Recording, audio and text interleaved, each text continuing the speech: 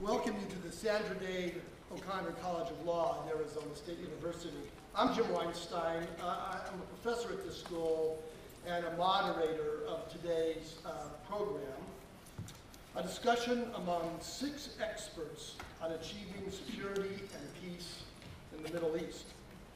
The organizers of this event, Voices for Middle East Understanding, have timed this discussion to coincide with AIPAC's National Summit being held this weekend up the road of peace in Scottsdale. They did not do this to try and refute AIPAC's position, but rather to show that there is a diversity of Jewish voices on how to achieve security and peace in the Middle East, and then to have a discussion among various of these voices. But first, since this is an institution of higher learning, I thought it might be fitting to start off with a quiz. So, you have your pencils and papers ready. So if for every 2 Jews there are 3 opinions, how many opinions will we have with 6 Jews? The answer? 18. 9.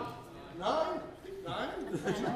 Ah, but you think it would be 9. But have you considered the fact that every member of this distinguished panel is in some sense also an Israeli, either born in Israel, or lived there, educated there, served in the IDF, or in several cases, all of those things. So to get the correct answer, you have to raise this quotient by the I power. And oi, from such a number you don't want to know. As moderator of this discussion, I would ordinarily have the privilege of introducing each of the speakers to you. But because the biographies of each of these speakers is both fascinating and relevant to their qualifications to speak here today, the organizers of this event and I decided that it would be better if they each took a few minutes to introduce themselves. So we will start this event with each speaker taking up to 3 minutes to tell us about his or her background. After that, each speaker, it will be going in alphabetical order, each speaker will then have up to 10 minutes to explicate his or her opinion on achieving security and peace in the Middle East. This will be followed by a discussion until about 2:45. I haven't quite decided if that's 2:45 Jewish time or Gentile time. We'll see. We will then break for about a half an hour for a nosh from Chompies, which I think will be in the rotunda. In the rotunda. We will then return for a question and answer period from you all, preceded by a very brief special guest, which I'll tell you about later. The organizers will supply y'all, that's, Yiddish y'all, with note cards on which to write questions, or Yiddish if you've lived here for as long as I have, which you will then write short questions for the panelists, and then the organizers and I will select the questions to be read. Now, alas, one of the panelists, Rabbi Allouche, has to leave before the Q&A to perform a wedding. So if any of you have questions for him, please give Mitch Rubin, drop off to Mitch Rubin your question for the rabbi by 2:30. So I can pose 1 or 2 questions to him before the rabbi has to leave for this interview, okay? Now, before we get going, I just want to recognize Mitch and the other organizers if they would like to stand up for putting together what I think is going to be a fascinating session, and for giving me the privilege of moderating this discussion. I also want to give special thanks to Tim Cook, a law student here who has been in charge of the logistics here, which so far have gone flawlessly. Thank you, Tim. We will start with Rabbi Allouche.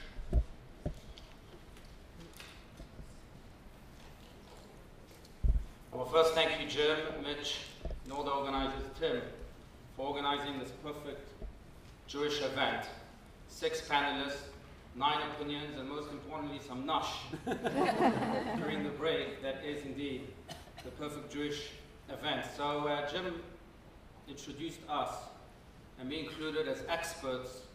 I dare disagree, but you did remind me of President Johnson, who was once introduced also with glorified adjectives And he approached the podium when it was his turn to speak, and he said to the MC, "Thank you very much for this beautiful introduction. I wish my parents were here. My father would have enjoyed it. My mother would have believed it." So my mother would have believed you too, Jim, today also. But very, very briefly, I was born in France. Grew up there until the age of 8. My family thereafter moved to South Africa, Johannesburg, hence my mixed accent. We lived in Johannesburg for 6 years and then moved to Israel. I grew up as a teenager and later on as a young adult in Israel, in Jerusalem, for the most part. And I am deeply passionate about Israel, following the traditions of my ancestors, not just my father and my grandfather, but my ancestors of many years ago, which I shall dare say our ancestors all together. And I am honored, truly honored to be here to speak about Israel. Thank you. Thank you, Rabbi. Now we'll hear from Professor Baum.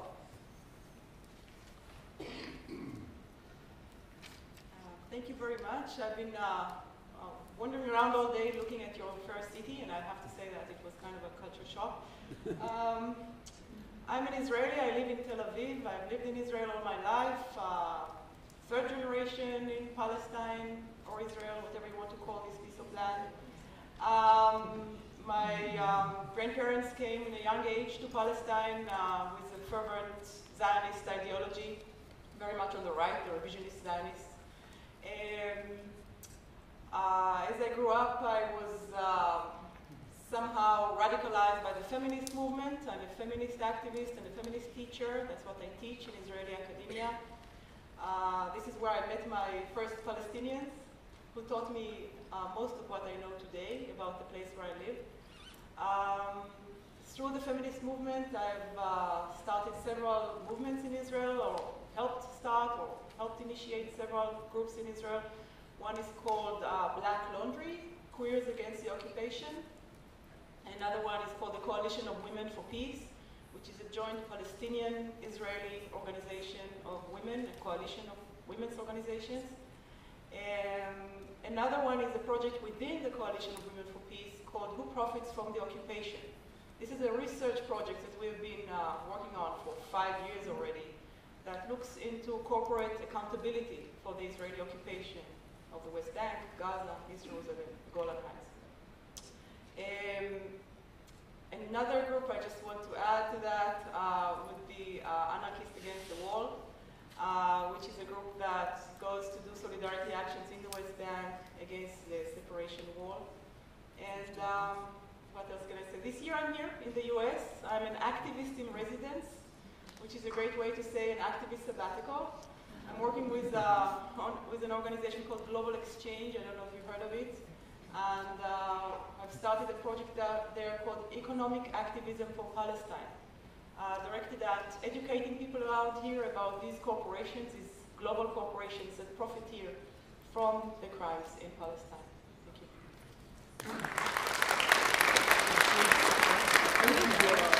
Professor Baum. My orthodontist was named Dr. Baum, and that's my teeth are just but you're much gentler than my Dr.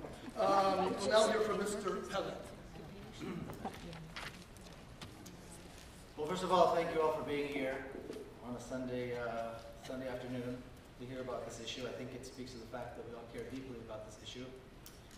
I will say that that I certainly am here to refute AIPAC's position, so let's not have any qualms about that. And I would also venture to guess that we probably among us represent 2 opinions, not 9. And I think that will become clear as the day progresses. Like you heard, my name is Miko Pellet. I'm Israeli. I live here in the United States. When I open my remarks, I always begin with a disclaimer. This is something my wife suggested I do many years ago, and it's good advice. And that is that when I speak, I say some things that are quite harsh. And particularly for Jewish people, this is very, very difficult to hear.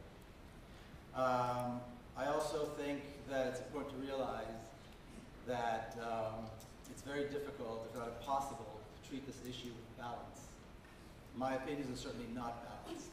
And I doubt that anybody can treat this issue because we feel so strongly about it and it touches on such important nerves that I don't think balance is really a possibility. I'll tell you just briefly what drove me into activism and to the whole issue of Israel and Palestine. Two things. One was when the what was called the peace process fell apart in the year 2000, when the Israelis completely refused to engage the Palestinians and to stand up to their promises in regards to the peace process. And the other one, which was a few years before that, which is when my sister's little girl was killed in a suicide bombing, when two Palestinians blew themselves up in Jerusalem and took her with them. And those two things drove me to do two things. They drove me to enter a country which I had not known, but which was called Palestine, and to meet with people who I did not know who are called Palestinians, even though I was born and raised in that country and among those people. I've just completed a book talking about this journey, and perhaps this is why some people think I'm an expert. Again, I don't know that I am, but the book will be out soon. And many people are surprised when they hear my background because I come from a very Zionist family. My grandfather was among the signers of the Israeli Declaration of Independence. My father was a general. He was a general during the Six-Day War. And so how do you end up with opinions such as mine, having come from that kind of a background? Of course, the book talks about that. But I think some of the Israelis here on the panel will probably agree with me. This becomes possible because once you enter Palestine and once you meet Palestinian people, you realize that this no longer is a political issue, but it becomes an issue of values. And I'll tell you what I mean by that. I often speak in San Diego, which is where I'm from, which is where I live now. And one of the things that I'm often criticized by, especially by the Jewish community there, is that I'm not balanced. And so the thing I like to talk about in that regard is that, again, this has got to do with values. And when you talk about values, especially when you talk about Jewish values, then I think this issue becomes more and more pronounced. So I'll thank you all very much.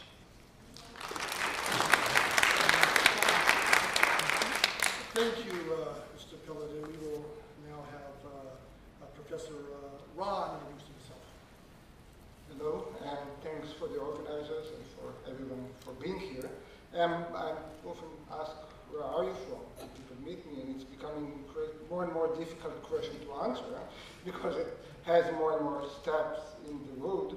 I am Israeli and grew up in Haifa. I actually was born in a kibbutz and left. My parents left the kibbutz at an early age, so I grew up most of my young age in Haifa. My army service from 1987 and 1991 in the Air Force, in the Israeli Air Force, began with the first Intifada and ended with the first Gulf War, and then came the second and the third. But my army service, I was involved, worked on issues related to the Intifada and to the Gulf War, so I had first-hand experiences with these events. And after my army service, I studied psychology and political science at Tel Aviv University, and then got a Ph.D. from the University of Minnesota, taught at Gustavus Adolphus College and the University of Michigan, and had a postdoc at the University of Toronto. That's why it's getting difficult to say where I'm from. And then when it was, I had enough of the cold, I got a teaching position or the assistant professor position here at Arizona State University, where I'm teaching at the West Campus. And even though I'm teaching political science, my focus is mainly on political philosophy. I'm studying peace and questions related to peace from a philosophical perspective, not so much directly in relation to Israel, but as a political science professor, as an Israeli, I'm always interested in Israel and in questions of politics related to Israel. As one of my professors at the University of Michigan said, that it's great to know about Israel if you're a political science, because Israel is an example for everything. So there's everything that you can study about in Israel. So I'll talk about some of these issues later. Thank you. pass this around. We'll now hear from Mr. Shapiro. I've always wondered what the Shapiros I know and the Shapiros I know, and what, someone's got that wrong. It's sort of like the Weinstein and Weinstein. But anyway. Hi, nice to be here. Thanks, thank you again for the organizers. You know, I have to say, I really appreciate that you put together this panel, and it's really important to hear different voices than the APAC mostly known voice in the United States. But at the same time, I remember when I started to be active and to talk about the occupation and the peace and all this stuff in Israel and Palestine, a woman came to me after the first panel I did in Tel Aviv University and said, always make sure that the panel you're sitting on is balanced. So if we are 6 speakers, we should have been 3 men and 3 women. This is for the next time. On top of that, try to also balance it with different religions, different ethnic background. There is a very important reason that we are here, and I understand that it's an important discussion for all Jews to have about the future of Israel and the Jewish opinion here and everything, but we have to start listening to people who are not Jews. So the fact that I was 12 years regular and reserve duty as an Israeli Air Force pilot and finished my service as a captain and a Black Hawk pilot, doesn't make my opinion more valid than, let's say, a Palestinian student from Gaza that studied here in Phoenix University. So this is for the next time. I encourage all of you to try to balance things in that such a way. So maybe I took now all the time I had to introduce myself, but I'll try to be very quick. When I was in my basic training in the pilot course in Israel in '91, my commander told me that he never had such a Zionist soldier before. So that's where I came from. I ended up flying helicopters, mostly rescue missions in the Israeli Air Force. In 2003, I decided that I'm part of the cycle of violence, which is harming both sides, and I do not want to be any more part of the occupation. And I authored together with my friends the pilot's letter, in which was signed by 27 other pilots, some of them captains like me, some of them brigadier general. And since then I started a long journey that brought me also here to speak about what I think is the future. I'm not an expert, but I did a master's degree in conflict resolution, and I am facilitating dialogue groups between Israelis and Palestinians. And I will conclude by saying that today I'm active with a group that is called BDS. It stands for Boycott, Divestment, and Sanctions. And this is what we, the group that I am part of in Israel, think that is the most important non-violent way to go now forward in order to stop the crimes, to stop the killing, and to bring better future both for Palestinians and to Israelis. Thank you.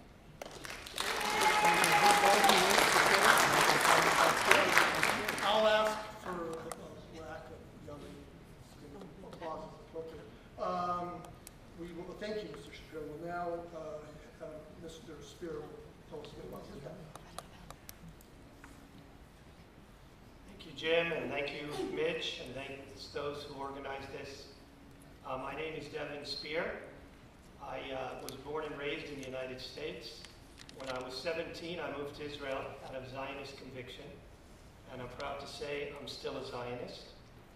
And I went to the Hebrew University of Jerusalem because I had not had a Jewish education here, and got a degree in Jewish history. And after that, I went to the Army, where I spent most of my time in the Israeli artillery on the Golan Heights, and also in Lebanon during Operation Litani and the First Lebanese War. Now, the circumstances of my life have brought me back here. My life is very comfortable, more than I could have ever imagined at one time, but I do not forget that in Israel they live a different life. They live under constant threat of annihilation for their neighbors, that for their survival they are demonized and vilified, and I will not be silent in the face of this vicious campaign against them.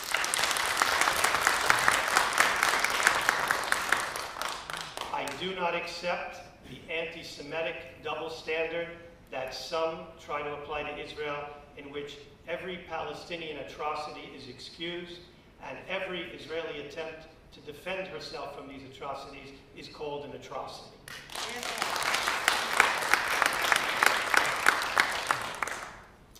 I know, because I was once one of them, that there is a soldier somewhere tonight who is in a dark, cold bunker. He's not with his family. They miss him, and he misses them.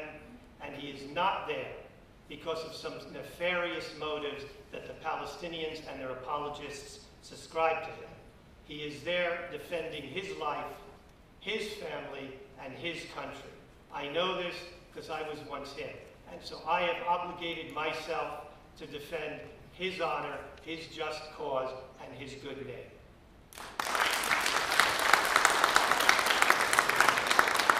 Thank you.